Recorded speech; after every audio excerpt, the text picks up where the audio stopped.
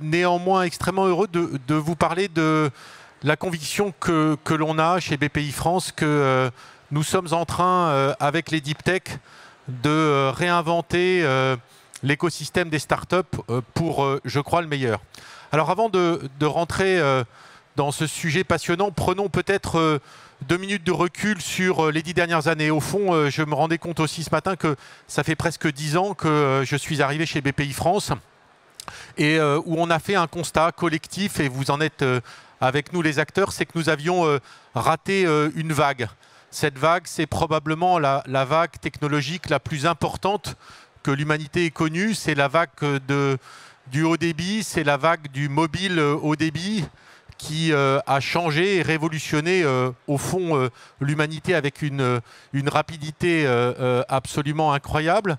Et au fond, cette vague a aussi, en déstructurant et en changeant beaucoup de choses, elle a aussi énormément changé la façon dont se construisait l'innovation. On est resté, nous, en France et en Europe, après les années 2000, où cette vague a commencé à déferler sur un ancien modèle qui fonctionnait pas mal, hein, qui était des grandes verticales industrielles, avec des grands donneurs d'ordre. Moi, j'ai passé 20 ans chez une entreprise qui s'appelait France Télécom Orange. On avait le CNET, 3000 chercheurs qui faisaient des spécifications et créaient l'innovation avec des sous-traitants. Ce modèle, le digital, l'a quand même fait fortement exploser. Parce que en fait, il a permis l'accès aux technologies, il a permis l'accès à des talents, il a déstructuré l'organisation. Et puis au fond, la complexité que crée le digital par tous les chemins qu'il permet, la rapidité d'exécution qu'il permet, rend la petite structure de 5-10 personnes probablement beaucoup plus adaptée au début du processus d'innovation que la grande structure qui doit aligner des centaines de personnes. En fait, cette complexité, ce que j'essaye de partager, qui est une évidence maintenant, c'est que la start-up, ce n'est pas une mode. Dans le monde du digital, c'est un changement de façon dont se crée l'innovation. Une fois qu'on a fait ce constat, eh ben, on s'est rendu compte qu'effectivement, on était resté un peu à quai par rapport aux États-Unis. Et donc, on a dit il faut que collectivement, on participe de cette vague. Elle est énorme, on peut encore la surfer. Et c'est ce qu'on fait ensemble depuis 10 ans, avec des résultats qui commencent à apparaître. Évidemment, c'est long. Évidemment, on voudrait que ça aille plus vite. Mais au fond, on a quand même les premiers signaux que nous sommes en train de recréer une grande verticale du digital en France et en Europe. Cette verticale, elle apparaîtra de façon encore plus forte quand nous aurons transformé le CAC 40. C'est notre prochaine ambition, au fond, pour que ma maman comprenne ce qu'on fait. J'ai beau lui expliquer, elle comprendra quand elle verra dans le CAC 40 et que je pourrai lui dire « Regarde, on a 2, 3, 4 entreprises qui n'existaient pas il y a 20 ans, qui sont des entreprises du digital, Doctolib, Back Market ou plein d'autres, qui sont maintenant aux côtés de Renault, de Peugeot ou d'Airbus. Et nous avons collectivement changé la France. » Mais cette vague, elle a aussi ses limites. Elle est d'abord nouvelle, comme je l'ai dit, mais elle est aussi un peu parisienne. Il faut l'assumer. Et puis, elle ne répond pas toujours, même si, encore une fois, il y a des très belles entreprises, je citais Doctolib, elle ne répond pas toujours aux enjeux sociétaux qui sont les nôtres. Depuis 4 ou 5 ans, avec le soutien très fort de l'État, nous sommes convaincus qu'une nouvelle vague d'innovation est en train d'arriver. La raison est assez simple, le digital, qui était au fond cette nouvelle verticale, est devenu pervasif dans toutes les industries traditionnelles. Les mêmes causes produisant les mêmes effets, les startups sont le nouveau processus d'innovation dans les industries traditionnelles. Et nous voulons participer de cette nouvelle vague qui est naissante. Pour ça, on a 2 actifs, j'allais dire 3. Le premier, c'est que je crois qu'on a compris à peu près dans le bon timing. Ce n'est pas une garantie de succès, mais c'est déjà mieux que la dernière fois. La deuxième, c'est que nous avons des centres de recherche qui sont dans les meilleurs du monde. Ce n'est pas un hasard si Alain Aspect est prix Nobel, c'est le fruit d'un historique et d'un savoir-faire exceptionnel. Le troisième aspect, c'est que nous avons, et vous en êtes pour beaucoup des représentants, un écosystème de la tech qui commence à avoir un début de gueule. Des entrepreneurs, des fonds de VC qui ont triplé de taille. Hein. En 2013, la taille moyenne des fonds d'investissement français était de 80 millions d'euros. Elle est maintenant plus de 300 millions d'euros et on va les faire passer bien sûr à 500 ou 600 millions d'euros dans les années à venir. Donc on a deux actifs et au fond, ce qu'on veut faire, c'est connecter ces deux mondes de façon beaucoup plus forte.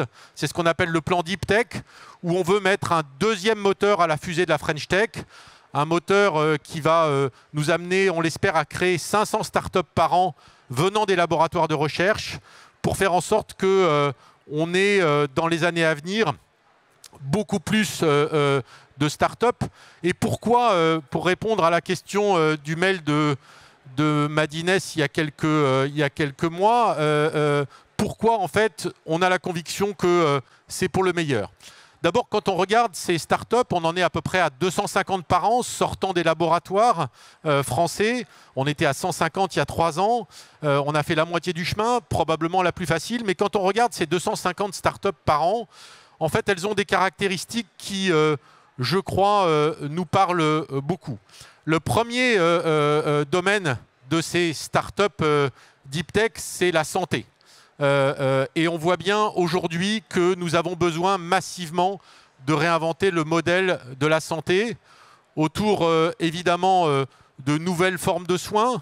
Je suis évidemment un énorme fan de Wondercraft qui va permettre de réinventer le fauteuil roulant, de refaire marcher des gens qui n'ont plus marché.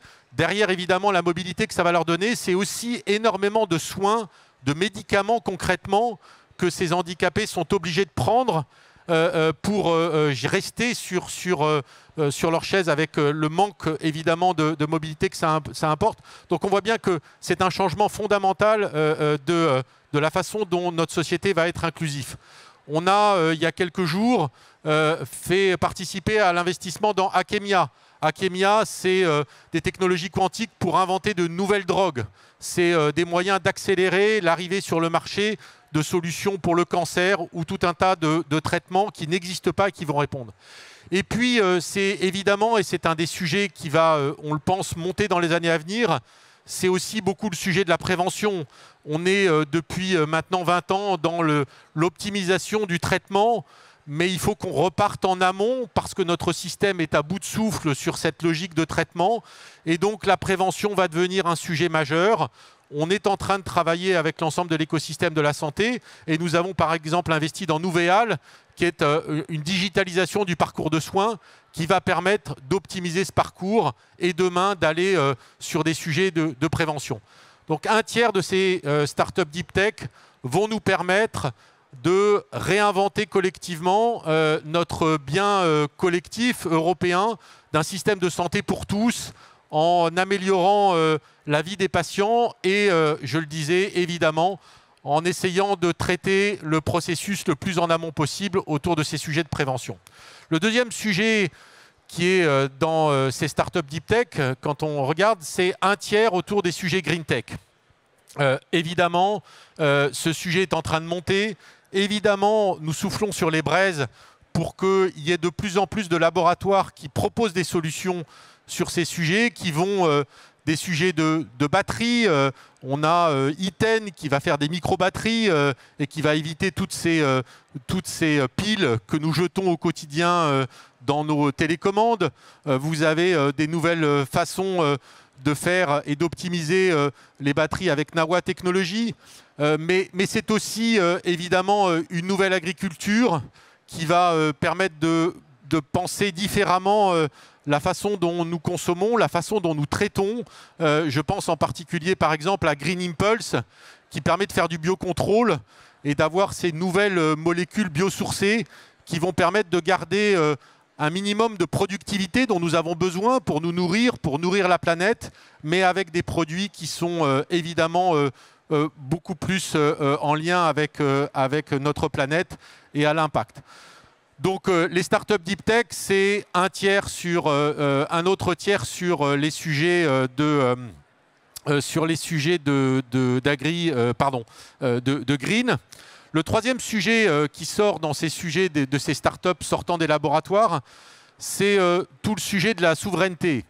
La souveraineté, c'est un mot compliqué qu'on peut utiliser sous plein de formes. Au fond, ce sont des sujets qui nous paraissent critiques dans le futur. Dans souveraineté, je mets évidemment les sujets d'intelligence artificielle ou les sujets de quantique. Vous avez vu il y a quelques jours que Pascal, l'entreprise qui est une des premières entreprises à avoir un ordinateur quantique qui est sur le marché, vient de lever 100 millions d'euros. On est dans la course pour cette nouvelle vague. Ce n'est pas gagné, mais 100 millions d'euros dans le quantique, ce n'est pas anodin. On peut arriver à participer de cette vague pour avoir évidemment une filière autour du quantique. Et il y a beaucoup d'autres très belles entreprises qui suivent dans les mois qui viennent. Deuxième sujet autour de ces sujets de souveraineté, c'est par exemple la robotique, et en particulier la robotique industrielle. J'ai la chance d'être au conseil d'administration d'Exotech. C'est une entreprise qui révolutionne absolument toute la logistique, qui est probablement la plus innovante au monde dans un marché absolument incroyable, qui est celui de la nouvelle logistique avec évidemment tout ce qui est de la vente à distance. Cette entreprise, elle est née à Lille, elle a une usine à Lille et ses dirigeants, fondateurs sont intimement attachés à ce territoire. Troisième sujet sur ces sujets de souveraineté, c'est évidemment les sujets autour des batteries, par exemple, où nous avons investi dans Forsy Power ou Vector, qui vont être ces nouvelles usines qui vont créer des nouvelles batteries. Et puis, au travers évidemment du semi-conducteur, c'est toute une vague de nouvelles entreprises de semi-conducteurs comme Aledia, ou évidemment la nouvelle usine qui va être construite et qui va doubler la production de ST Microélectronique à Crolles. Donc vous voyez que les deep tech, c'est la santé, c'est le climat et l'impact du climat, et c'est des enjeux de souveraineté. Alors, la question que vous allez me poser, c'est bien, mais comment ça va, encore une fois, transformer encore plus notre vie du quotidien? Au-delà de ces sujets, de l'impact de ces entreprises, une des caractéristiques de ces startups deep tech, c'est que les 3/4 sont nés en province, en région. Nos laboratoires, nos universités, elles sont à Nantes, à Grenoble, à Lyon. Et donc, les startups qui sortent de ces laboratoires, elles sont massivement en lien avec nos territoires. Et je crois que c'est une des forces de notre pays d'avoir cette capacité et cette capacité de générer. Et donc, nos startups deep tech, elles représenteront mieux nos territoires probablement que le digital. Et puis, dernier point, ces startups deep tech, elles ont une caractéristique, c'est qu'elles produisent pour une moitié d'entre elles des objets. Et donc, elles vont conduire à recréer des usines. Pour à peu près 50% d'entre elles, elles auront à un moment une question d'industrialisation. Et donc, nous allons, et nous avons annoncé avec le plan France 2030, 3 milliards pour aider à la construction de ces nouvelles usines qui ont des caractéristiques particulières. Au-delà du fait qu'elles sont dans les territoires, ces usines, elles sont aussi incroyablement innovantes, ce qui d'ailleurs complexifie, c'est du risque supplémentaire. Il y a le risque de la technologie propre de ces startups, mais il y a le deuxième risque, c'est qu'il faut reconstruire une usine que personne n'a jamais construite. Et donc le processus souvent de ces usines est lui-même innovant. Alors c'est évidemment difficile, on se rend compte que c'est à peu près, le facteur c'est à peu près 2, donc c'est à peu près 2 fois plus long et 2 fois plus cher que ce que nous présentent les entrepreneurs, mais c'est pas grave, on va y arriver collectivement en prenant 2 fois plus de temps et 2 fois plus de moyens pour reconstruire ces usines dans les territoires qui par ailleurs sont des usines qui sont peu délocalisables. Elles sont liées à l'écosystème, au savoir-faire de leur territoire et donc elles ne peuvent pas partir en Chine ou ailleurs. Elles sont là pour 20, 30 ou 40 ans pour nous aider à réindustrialiser sur les générations futures. Donc pour conclure, vous voyez que nous sommes sur cette nouvelle vague. Est-ce que nous allons réussir? Pour réussir, il faut un plan. Je crois que nous l'avons collectivement et vous voyez que les différents axes que j'ai cités sont au cœur, au fond, de l'annonce du plan France 2030 où tous ces sujets sont les sujets qui vont être financés par ce plan. Pour réussir, il faut des moyens. Le plan France 2030, c'est 54 milliards. 54 milliards. Moi, je suis depuis 10 ans chez BPI France. En 2013, ont financé pour 700 millions d'euros de financement de l'innovation. L'année dernière, on a financé pour 4,5 milliards de financement de l'innovation. L'année prochaine, on sera probablement à 6 ou 7 milliards. Donc, si on regarde les montants, c'est x10. Mais si vous comparez le PIB de la France par rapport au PIB des États-Unis et que vous regardez les 350 milliards de l'IRA versus les 54 milliards de France 2030, nous sommes dans la maille. Nous sommes dans les montants que mettent les grandes puissances mondiales.